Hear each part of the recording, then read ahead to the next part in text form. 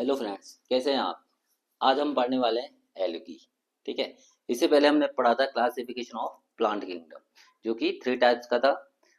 Artificial classification, natural classification और phylogenetic classification. ठीक है।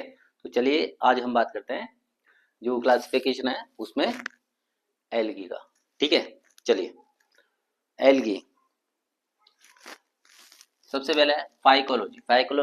Phycology means study of algae, यानी कि एल्गी है उसकी स्टडी को क्या कहा जाता है, फाइकोलॉजी। अब बात करते हैं फादर यानी पापा। ठीक है। जो फादर ऑफ फाइकोलॉजी है उन्हें वो है फ्रिश, और इन्होंने एक बुक लिखी थी, structure and reproduction of the algae. कौन सी बुक लिखी थी इन्होंने, structure and reproduction of the algae. अब ये तो थे जो इनको फादर ऑफ फाइकोलॉजी। साथ में हमारे जो इंडियन फादर ऑफ फाइकोलॉजी है वो है एमओपी अयंगर। क्या नाम है, एमओपी अयंगर। इन्होंने इंडिया में जो एल्गी उसके ऊपर बहुत ज्यादा रिसर्च वर्क किया था। ठीक है। अब बात करते हैं एल्गी है उसका नेचर कैसा है। ठीक है। फ्रेश एंड मराइन वाटर, ये जो एल्गी है बोथ फ्रेश और मराइन वाटर दोनों में ही पाई जाती है। ठीक है। ये जो एल्गी है म्यूसिलेजिनस लेयर है उससे कवर्ड होती है, यानी सराउंडेड होती है। ठीक है। इसकी जो प्लांट बॉडी है वो कैसी होती है, थैलोड। थैलोड मीन्स इसकी जो प्लांट बॉडी है थैलोड होती है, और जो प्लांट बॉडी है not differentiated into root, stem and leaves. जो एल्गी है इसकी प्लांट बॉडी है थैलोड होती है, और रूट, स्टेम और लीव्स में डिफरेंशिएटेड यानी डिवाइडेड नहीं होती। ठीक है। साथ में इसमें टिश्यू सिस्टम एब्सेंट होता है। ठीक है। ये बात ध्यान रखेंगे, टिश्यू सिस्टम एल्गी में पूरी तरह एब्सेंट होता है। ठीक है। अब बात करते हैं सेल वॉल। जो एल्गी है उसकी सेल वॉल मेनली एक तो सेल्यूलोज से बनी होती है और एक बनी होती है पैक्टिन से। किससे, एक बनी होती है सेल्यूलोज और एक बनी होती है पैक्टिन से। साथ में कुछ मात्रा में इसमें गैलेक्टेन और मेनाइन्स भी प्रेजेंट होता है। ठीक है।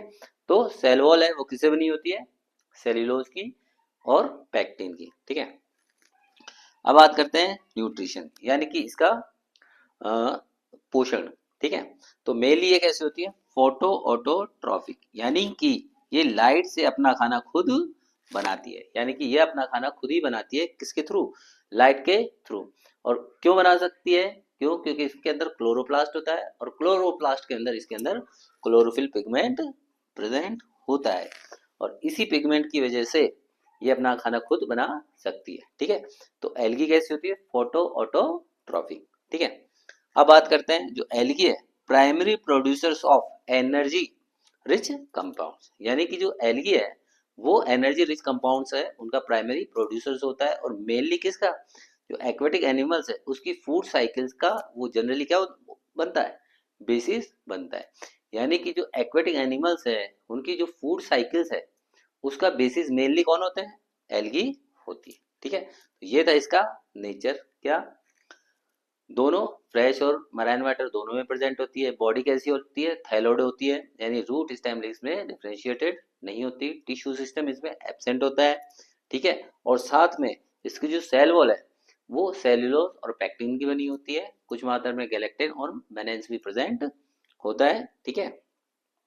बात करेंगे न्यूट्रिशन की, तो न्यूट्रिशन इसमें होता है फोटो ऑटोट्रॉफिक। क्यों, because chloroplast is present, and in chloroplast chlorophyll pigment is present. Okay. और ये कैसे होते हैं, एक्वेटिक जो एनिमल्स हैं उनकी फूड साइकिल के बेसिस होते हैं। क्यों, क्योंकि ये primary producers of energy rich compounds होते हैं। ठीक है। अब बात करते हैं इसके रिप्रोडक्शन की। रिप्रोडक्शन इसमें वही 3 टाइप्स का होता है, वेजिटेटिव, एसेक्सुअल और सेक्सुअल। ठीक है। सबसे पहले बात करते हैं हम वेजिटेटिव रिप्रोडक्शन। वेजिटेटिव रिप्रोडक्शन है वो जो मेनली है 2 टाइप्स का होता है। एक होता है बाइनरी फिशन, एक होता है फ्रेगमेंटेशन। ठीक है। किसके द्वारा होता है, एक होता है हमारा बाइनरी फिशन के द्वारा और एक होता है फ्रेगमेंटेशन के द्वारा। बाइनरी फिशन में क्या होता है, जनरली जो सेल है वो 2 पार्ट्स में डिवाइड हो जाती है। ठीक है, कितने पार्ट्स में, 2 पार्ट्स में डिवाइड हो जाती है। ठीक है, और ये जनरली किस में पाया जाता है, यूनिसेल्युलर एल्गी में ही पाया जाता है। ठीक है, ओके, तो ये था हमारा बाइनरी फिशन। अब बात करते हैं फ्रेगमेंटेशन। फ्रेगमेंटेशन में क्या होता है, जो फिलामेंटस एल्गी है उसमें जो फिलामेंट है वो कई टुकड़ों में टुकड़ों में क्या होता है, टूट जाता है, और जो प्रत्येक फिलामेंट है वो नया फिलामेंट का जो फिलामेंट बॉडी है उसका निर्माण कर देता है। ठीक है, तो फ्रेगमेंटेशन यानी कि जो फिलामेंटस एल्गी है वो कई फिलामेंट में डिवाइड हो जाती है, और जो फिलामेंट है नई बॉडी का निर्माण कर देता है। और जनरली ये किस में दिखता है, फिलामेंटस एल्गी में दिखता है। तो बाइनरी फिशन किस में पाया जाता है, यूनिसेल्युलर एल्गी में। और फ्रेगमेंटेशन किस में पाया जाता है, जो फिलामेंटस एल्गीज है उनमें पाया जाता है। ठीक है, चलिए अब बात करते हैं एसेक्सुअल रिप्रोडक्शन। ठीक है, एसेक्सुअल रिप्रोडक्शन है वो मेनली इसमें होता है डिफरेंट टाइप्स के स्पोर्स के द्वारा। जैसे हमारा जू स्पोर मोस्ट कॉमन, यानी सबसे ज्यादा कॉमन कौन सा है, जू स्पोर। इसके बाद एप्लेनोस्पोर्स और हेप्नोस्पोर्स, और एक होता है एकाइनेट्स। ठीक है, कौन कौन से स्पोर्स होता है, जू स्पोर्स, एप्लेनोस्पोर्स, हिप्नोस्पोर्स और एकाइनेट्स। अब इनमें भी जूस्पोर कैसा होता है, सबसे कॉमन होता है। हिप्नोस्पोर कैसा होता है, थिक वॉल्ड होता है। ठीक है, चलिए अब बात करते हैं इनमें से जो ऐसे स्पोर्स जो होते हैं थिक वॉल्ड, कौन कौन से, एक होता है हिप्नोस्पोर और एक होता है अकाइनेट्स। ये दोनों जो स्पोर्स हैं जो थिक वॉल्ड होते हैं, और ये एल्गी को अनफेवरेबल कंडीशन से प्रोटेक्ट करते हैं। ठीक है, चलिए तो ये था एसेक्सुअल रिप्रोडक्शन, किसके द्वारा होता है, डिफरेंट टाइप्स के स्पोर्स के द्वारा। ठीक है, अब बात करते हैं सेक्सुअल रिप्रोडक्शन। जो सेक्सुअल रिप्रोडक्शन में इसमें एक्चुअली क्या होता है ना, कि एल्गी में जो सेक्स ऑर्गन्स है वो होते हैं यूनिसेल्युलर और नॉन जैकेटेड। कैसे होते हैं, यूनिसेल्युलर होते हैं और नॉन जैकेटेड होते हैं। लेकिन हमें पता ही है कि बायोलॉजी में क्या कई तरह के एक्सचेंज है, यानी अपवाद भी हैं। तो इसमें एक अपवाद क्या है कि जो कारा, जिसे कई लोग चारा भी बोलते हैं और कारा भी बोलते हैं, जो कारा है वो है ग्रीन एल्गी। क्या है, ग्रीन एल्गी। इसके जो सेक्स ऑर्गन्स है वो होते हैं मल्टी सेल्यूलर। कैसे होते हैं, मल्टी सेल्यूलर और जैकेटेड। कैसे होते हैं, जैकेटेड। कारा के जो सेक्स ऑर्गन्स हैं जो कि ग्रीन एल्गी होती है उसके सेक्स ऑर्गन्स मल्टी सेल्यूलर होते हैं और जैकेटेड होते हैं। और इसमें एक जो बात ध्यान रखने की है, जो कारा है इसके अंदर जो मेल सेक्स ऑर्गन है उसे हम बोलते हैं ग्लोब्यूल। क्या बोलते हैं, ग्लोब्यूल। और जो फीमेल सेक्स ऑर्गन है उसे हम बोलते हैं न्यूक्यूल। क्या बोलते हैं, न्यूक्यूल। कारा के अंदर जो मेल सेक्स ऑर्गन है उसे बोलते हैं ग्लोब्यूल, और फीमेल सेक्स ऑर्गन है उसे बोलते हैं न्यूक्यूल। ठीक है, चलिए अब जो एल्गी है उसकी जो बॉडी है वो होती है हैप्लॉइड। कैसी होती है, प्लांट बॉडी हैप्लॉइड होती है। और इसके अंदर जो रिप्रोडक्शन है, सेक्सुअल रिप्रोडक्शन है वो होता है जायगोटिक म्यूसिस।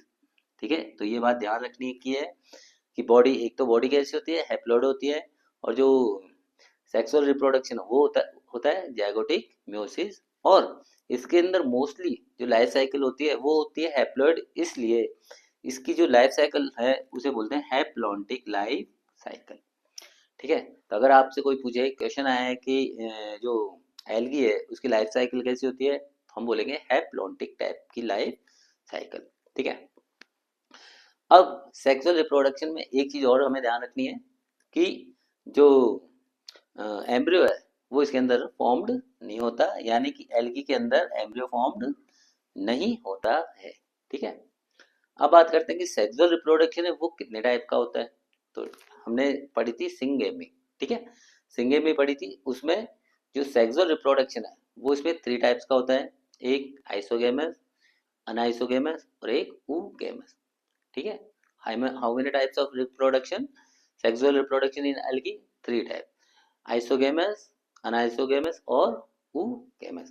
तो पहले बात करते हैं आइसोगेमस।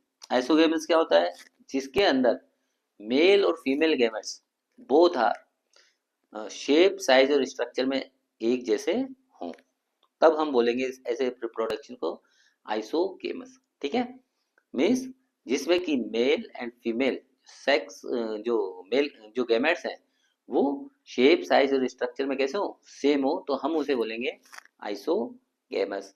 ठीक है, अब जिसका बेस बिल्कुल उल्टा, अगर मेल और फीमेल गैमेट्स दोनों ही शेप साइज और स्ट्रक्चर में अलग अलग होंगे, हम बोलेंगे उसको अनआइसोगेमस। ठीक है, अब इससे थोड़ा अनआइसोगेमस है, उससे इम्प्रूव्ड जो सेक्सुअल रिप्रोडक्शन है उसे बोलते हैं ऊगेमस। क्या बोलते हैं, ऊगेमस। इसमें एक्चुअली क्या होता है कि जो मेल गैमेट है वो कैसा होता है, जो मेल गैमेट है वो एक तो होता है स्मॉल, क्या होता है, स्मॉल होता है और मोटाइल होता है। क्या होता है, स्मॉल होता है और मोटाइल होता है, जबकि फीमेल जो गैमेट है वो कैसा होता है, लार्ज और नॉन मोटाइल। कैसा होता है, लार्ज और नॉन मोटाइल। ऊगेमस में जो मेल गैमेट है वो होता है स्मॉल और मोटाइल, जबकि जो फीमेल गैमेट है वो होता है लार्ज और नॉन मोटाइल। ठीक है, तो ये रहा हमारा इसका सेक्सुअल रिप्रोडक्शन। ठीक है, अब बात करते हैं क्लासिफिकेशन।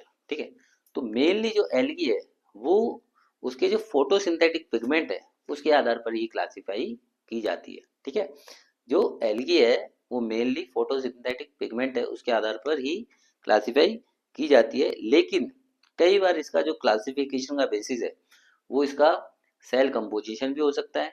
ठीक है, चलिए, अब जो एल्गी है उसको डिफरेंट टाइप्स के डिविजन्स में क्लासिफाई किया जाता है, जैसे कि क्लोरोफाइटा, फेयोफाइटा और रोडोफाइटा। ठीक है, तो कितने डिविजन में क्लासिफाई किया जाता है एल्गी को, क्लोरोफाइटा, फेयोफाइटा और रोडोफाइटा।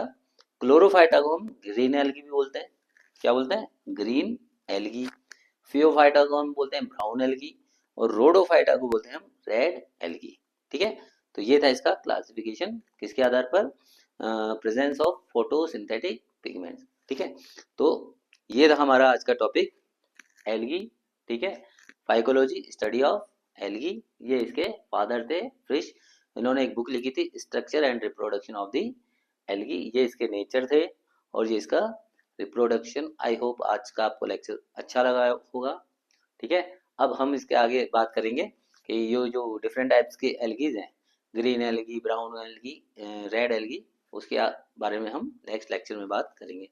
तो thank you, have a nice day. I hope आपको ये लेक्चर पसंद आया होगा। Bye bye.